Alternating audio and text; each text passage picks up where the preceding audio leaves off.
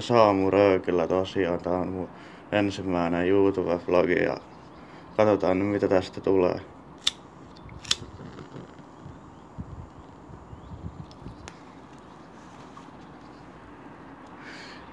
Mä en tosiaan tiedä yhtään mitä mä tässä selittäisin.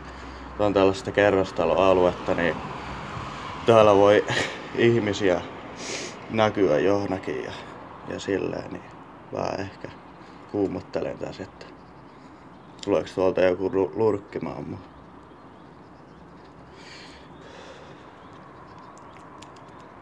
Päivän suunnitelmista en tiedä vielä yhtään. Frendi tulee varmaan käymään tässä mun kämpillä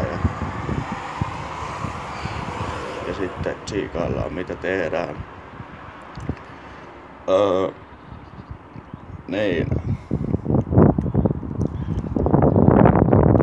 Mä en tiedä yhtään mitä mä tässä selittäisin muuta.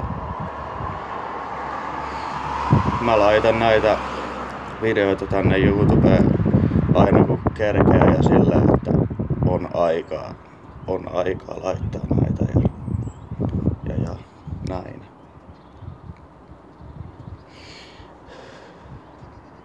Olen tosiaan asunut tässä kerrostalossa, mihin mä nyt asun tässä kerrostalossa, niin mä oon asunut tässä jonkun puolisen vuotta suunnilleen.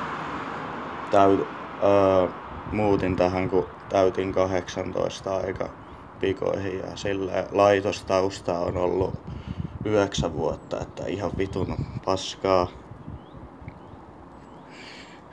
Silleen mulla on vähän kädet tärisee, jännittää vähän kuvata ensimmäistä videota, mutta ei siinä. Se menee nyt näin, miten menee.